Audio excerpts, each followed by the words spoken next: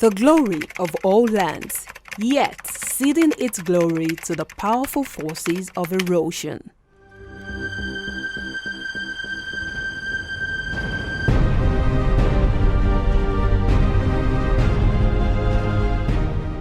Bayelsa State was created in 1996 from River State. It shares boundary with River State to the east and Delta State to the west, with the beautiful waters of the Atlantic Ocean dominating its southern borders. With a population of 2,278,000, the state, which is currently governed by Governor Duye Diri, comprises of 8 local government areas: Ekirimo, Kolokuma Opokuma, Yenagua, Nembe, Ogbia, Sagbama, Brass, and Southern Ijo. Located in Ogbia local government area of Bayelsa State are Akipelai, Ayakoro, and Otuoke communities, with most houses built close to the river banks, predisposing them to coastal erosion. Coastal erosion is the loss or displacement of land due to the action of waves, currents, tides, wind-driven water, waterborne ice, or other impact of storms. On rocky coasts, coastal erosion results in rock formations. Softer areas become eroded much faster than harder ones, which typically results in landforms such as tunnels, bridges, columns, and pillars, all characteristic of Otuoke, Akipelai, and Ayakoro communities.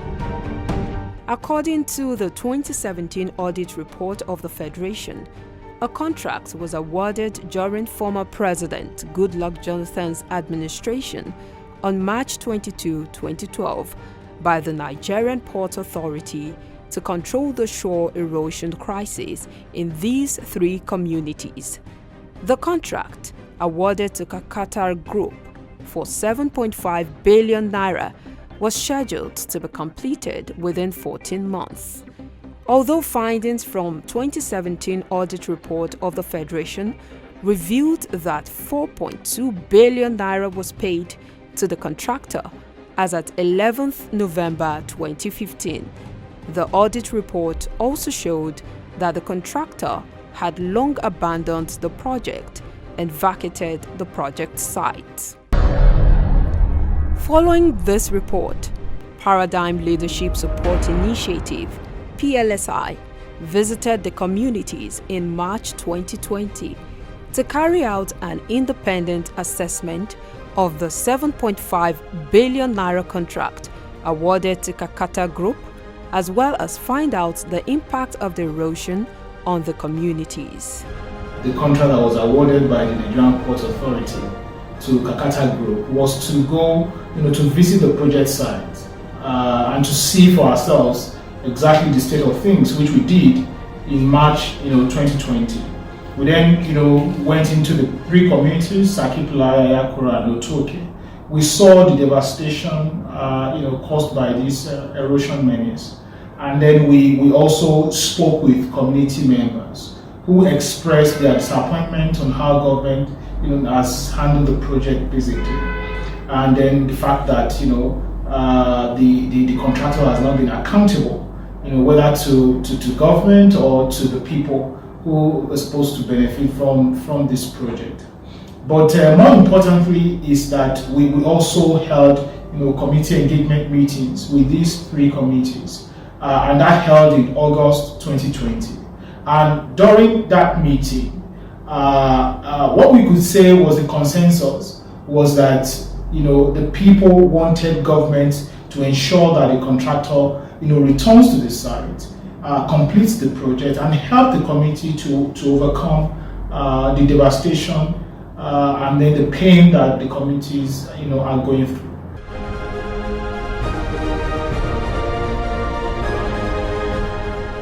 Two years after our first findings, we embark on another fact-finding mission to feel the pulse of the people and get first-hand information on the current situation.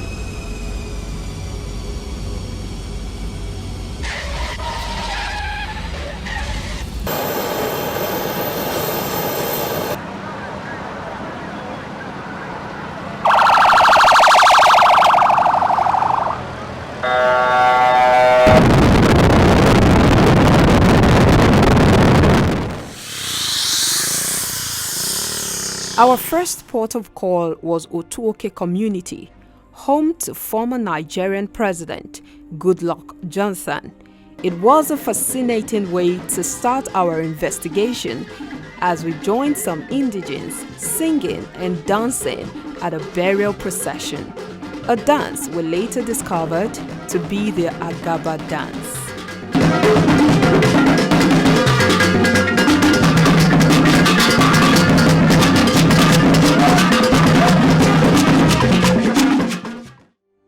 With an estimated population of about 7,000, the people of Otuoke are Ogbia-speaking people with fishing and farming as their mainstay. All looked well until we approached the Otuoke River, which links the three communities, Otuoke, Akipelai, and Ayakoro, and serves several purposes, from drinking to cooking, bathing, and washing. Apart from the fact that this is a very unhygienic situation, this river is also the bane of the shore erosion that has been bedeviling the community. This is another view of the Otuoke River, which covers the Akipelai, Otuoke, and Ayakoro communities, which of course serves several purposes for drinking, washing, cooking, and other purposes that water serves. And this is a form of erosion control which started as a result of the 2012 project. But so far, this has been abandoned, and this is what we have right here, with the people of the community left to suffer the consequences. And this is why PLSI is right here to find out why this project has been abandoned, what are the people saying about it, and what can the government do to save the day. The CDC chairman, Emmanuel Egede, explains the plight of the residents of the community to us. Whenever the yearly flood that comes about flows into many houses, and many people have been rather homeless over the years. It does not help us in terms for the fact that water icing has overgrown into our rivers, and most times farmers who want to access their farm through the river cannot even do that because of water icing that have overgrown the river. So sometimes by the time you doing your pulling, you are hindered from making move. Sometimes farmers retreat back, got no way to go because of the situation.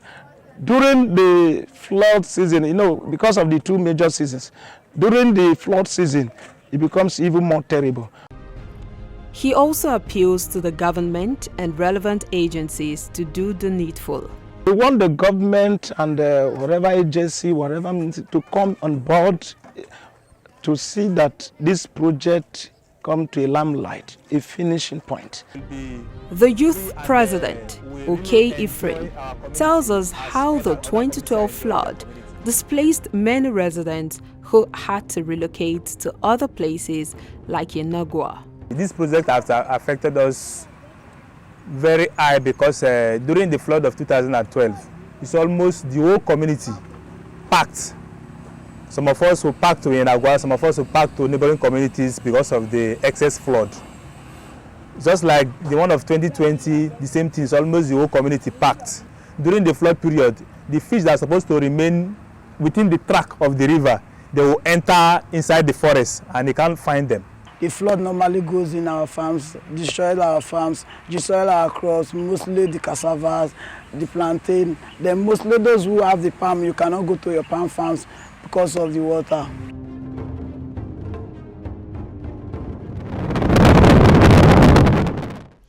Our next stop was Akipelai community, where we were welcomed with a signpost indicating the commencement of the shore erosion control project, albeit quite rusty, showing it had seen better days. Right now we're at Akipelai community, one of the communities affected by shore erosion, which of course has been going on for a while now. And right here is a signpost, albeit rusty, which of course indicates the beginning of the project, which was awarded Kakata CE Limited. But right now it has been abandoned, and PLSI is right here to find out the cause of the abandonment and how it has been affecting the community.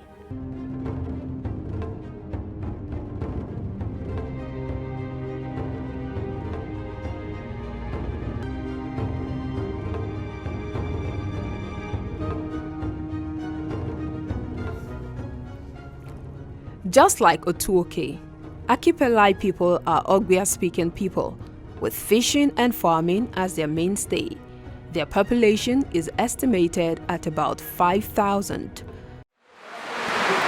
The impact of the shore erosion seems to be more visible in this community than that of Otuoke. We speak with residents on the origin of the erosion. Precisely around 82-83. Then this waterway is as close as maybe 2 yards as in terms of measurement of clothes. So it is somewhere we easily swim across to go and even fetch firewood and swim back to the ashore. It's become this huge because of the erosion, and at times the Nembe speedboats, when there were no roads, this is their route to Nembe. So the waves eat hard on the soil surface. Since 2012, some of the contractors, they came to apply for erosion protection. Like a company named by Legacy by Merit, they came close to our area where my house is, where I built my house. Firstly, we did not experience such a thing. When the company came with the operation, we began to experience flood. Even there is no way where the water can channel, when the rain falls, where the water can channel to the river. The flood overtake our house, even not my house only. People are living around me. All where was covered by water, and there is no way we can move. On why the project was abandoned, Davidson Omokore tells us no reason was given, noting that they had written several letters to the Ministry of Environment to that effect. Some of the areas you are seeing the waterlogged, they are not ordinary waterlogged, they are all land. Because of the erosion, they wash away gradually until everywhere is filled up with water. And again, some of our indigenes, our mothers and fathers, their buildings were very close to the gutter that I already mentioned. But because of the erosion, they have to pack and go to another area to site their own building. We have cried out to the government, to the multinational companies for assistance, but nothing was done. So even the contractors that we came in 2012, we saw them as people who want to alleviate the suffering of the people, but after a while we did not see any progress of their job. And if you see, most of their job are not all abandoned. We will make a move in 2019, go to the Ministry of Environment for them to come and assist us. At least my people are suffering. We have not got a concrete reason why the project was abandoned. Residents also lament the detrimental effect of the flood on food crops and fishing. When I was very small, we used to farm at this particular point, and by this soil erosion, the farmlands have been washed away. So there was no way for us to continue with our farming. But when I was a little girl, we don't used to experience flood, but now we are experiencing flood almost every year. Even our plants, like cassava, like myself this year, it's not even up to half bag of gari that I saw from my farm. The whole farm got rotten. And even other plants, even here in the community too, we are still experiencing that, because I don't know what is happening. Like in my house, you will see that the wall is very cold. If you open your box, the wrapper, you will see some of them are getting rot because of this coldness. The children sometimes, like my own daughter, you see what I went to pluck now for my treatment of malaria. I've tried the medical aspect. I even gave him injections, but it's still affecting him. The hotness of the body, it never comes down at all.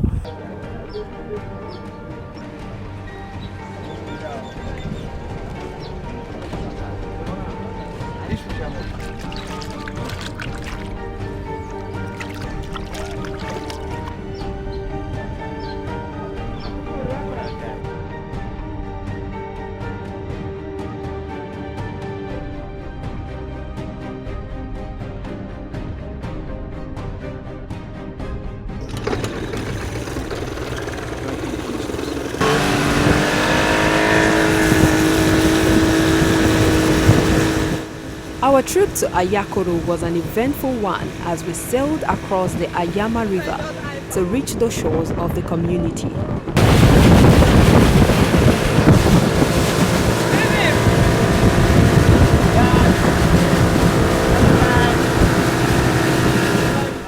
We just landed at Ayakoro community right here in Ogbia local government area of Bayelsa State.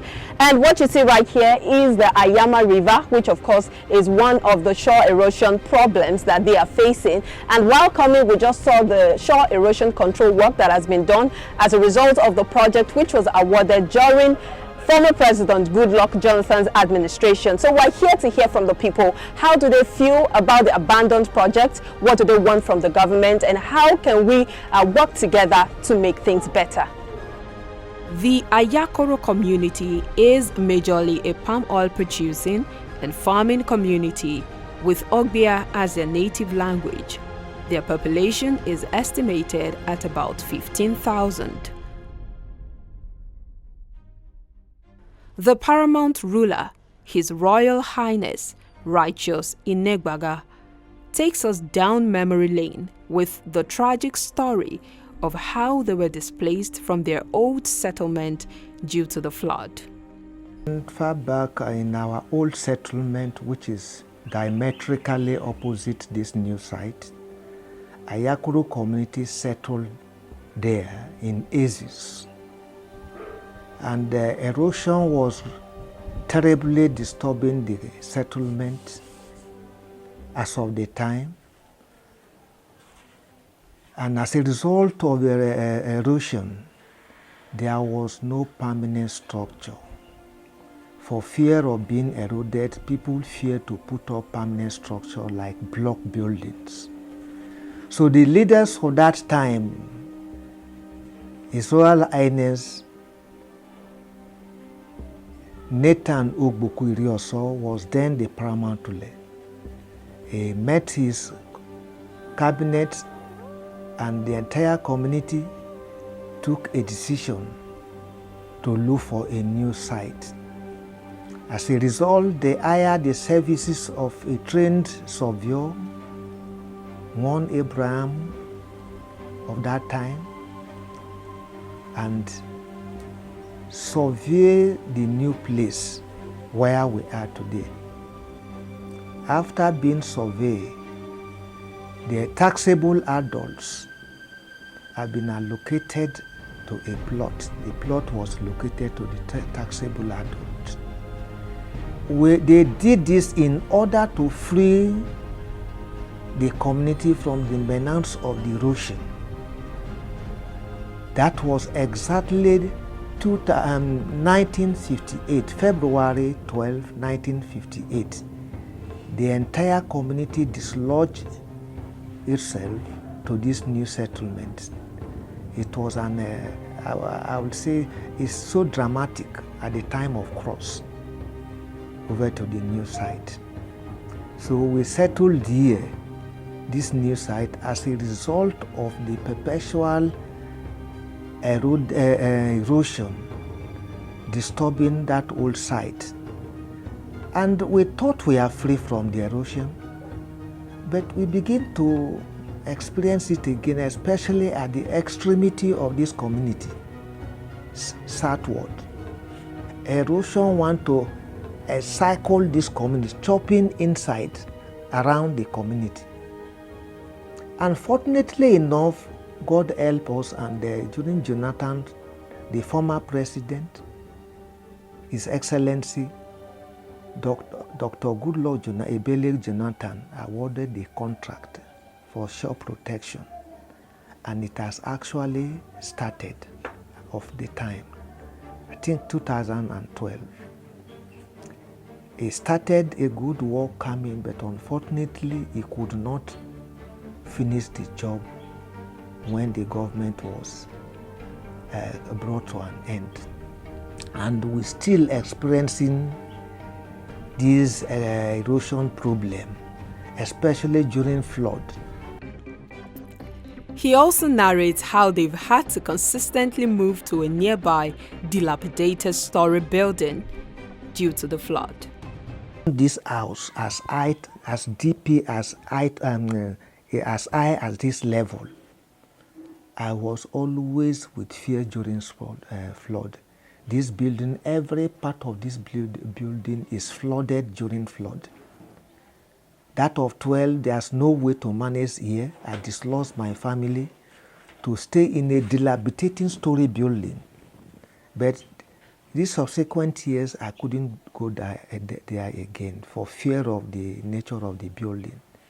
So we are really suffering. We believe that had it been the shop rotation that embarked upon us successfully completed, the erosion to some extent will reduce. This building here is helping us during the flood time when the community was flooded. People used to run to this building and settle down here for a while after. On the impact of the erosion on education, we speak with a teacher, Orama Sodago. She recounts the story of how they had to use bamboo planks to cross over the flood that overtook their homes. Few of us we been rule for me rado, so me been rule. Be, few of us we unomzi belema unomzi sibe. Gabe ma bi na gu be na we been rule Ghana. Be na mu rule die, be na mu di kaka na ma. Awon isakpe si aroba, wizi fi epe gekiro go lemi soni. Ologo 2 minutes na enyo ba pari dun so lokoti. Amu di kaka no lokota rare. Amane, awon isakpe ni le wo yo gbo bia ogbo e mo mana kaka ni isu mana amu ri te egezi daro no ba. Esita roba. Woka keneke iro so na ru oba pe. Ai mo mana o le gbam. Wizi fi epo sibe onipa bolokoti. We climb. Bari kino bu e si o mene de no mana. Pari e bi ebunu magolayo. Pari e soro edu. Aria sofo bu erosion. Ba pa keneke iro marare uloba. She also explained why schooling stops due to the erosion and that the only place schooling takes place during the floods is in Yenogwa, the state capital. This school orose tuga kiri amu adi kakani tu school si dare taro ba kakana we se gekiro gole inago. So si damage atare di school ba. Right here is one of the schools eroded and eventually abandoned as a result of the impact of the erosion. During the flood, students have to walk in the water to school, which causes sickness like malaria, fever, and typhoid. Even their classes are also filled up with waters, which make us to stop schooling for a few months until the water have to recede before we go back to school. Now I'm pleading on the government to come to our aid to come and finish the abandoned project because we don't want to stay at home. Because when during the flood, when we come back home, students now we find maybe we get pregnant when they stay at home, and now we make us stay at home. Now we want to plead on the government to please come to our aid so we can go back to school. We don't want to stay at home. We don't want to get pregnant.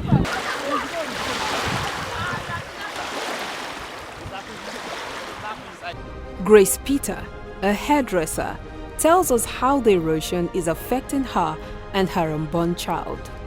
During 2012, water really affects because we don't even have where to stay, not to talk of where to even lay our heads on, because even inside our room where we are sleeping, we're filled with water, so it really affects.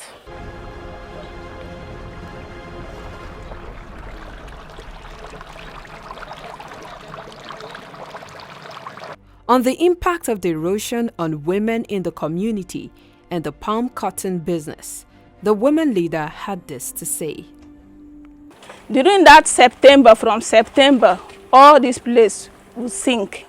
And when it sink, all the cutter that produce this palm to us, maybe they have to go and nowhere to do this oil, and will begin to stay starved with hunger.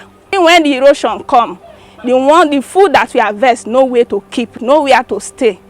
Then these our children, the school, nowhere to go. They have to close school from that June to maybe January. Then we bring it. The school affecting our children if there is no school. Then what I want to appeal from government to do to us for this Ayakoro community is the piling. If it will help us to pile this place, we will not be experiencing these things anymore. Then we'll begin to enjoy. When the flood comes, it affects my crops because from 6 months now, which is June, we have to harvest this our crops premature when they are not even time to harvest. So because of the erosion and the flood. You see, my farm was that side though. Very large place. But the erosion now take everything away. Look, you can see. Small, slowly they chop and they come. I believe say before our children go come reach like this so fast, you go chop go there, but I forbid. May God forbid. So I beg the government to come help us complete the project where they abandon keep. If they do the piling, then it will cover the erosion, not to chop our land again. The government should come to our aid, specifically in putting the shore preventing project in order. By that I mean bringing into completion. Despite being aware of the commencement of the project, which was awarded in 2012, residents of all three communities affirm they do not know why the project was abandoned. I don't know. The government should meet the so-called contractors so that they come and do something for us. Initially, it was as if they want to really do something meaningful. All of a sudden, everything just died down. Today, we don't really know what conspired, what really happened that led to the abandoning of the project. Suddenly, we never heard anything again. And we have complained to our elder statesmen and nothing come out of it. So it is that bad. So as it is now, we are hopeless. We then proceed to hear from the horse's mouth, the Kakata Group and the Nigerian Ports Authority, NPA. Letters were sent to the two organizations requesting to meet with them in order to ask pertinent questions regarding the abandoned project. In response, the Kakata Group called our office on Wednesday, May 4, 2022, agreeing to meet two representatives from PLSI, but later declined, saying they could not speak with us without the approval of their client, the Nigerian Ports Authority, NPA. We, however, got no response from the Nigerian Ports Authority, NPA. Building the blocks of good governance critically involves government at all levels, significantly and sustainably responding to the legitimate expectation and needs of the people. This is why Paradigm Leadership Support Initiative, PLSI, is advocating for the completion of these abandoned projects and accountability for the unaccounted sum so that the residents of Otuoke, Akipelai, and Ayakoro communities can reap the benefits of good governance as well as value for the money paid. And the glory of all lands can retrieve its lost splendor.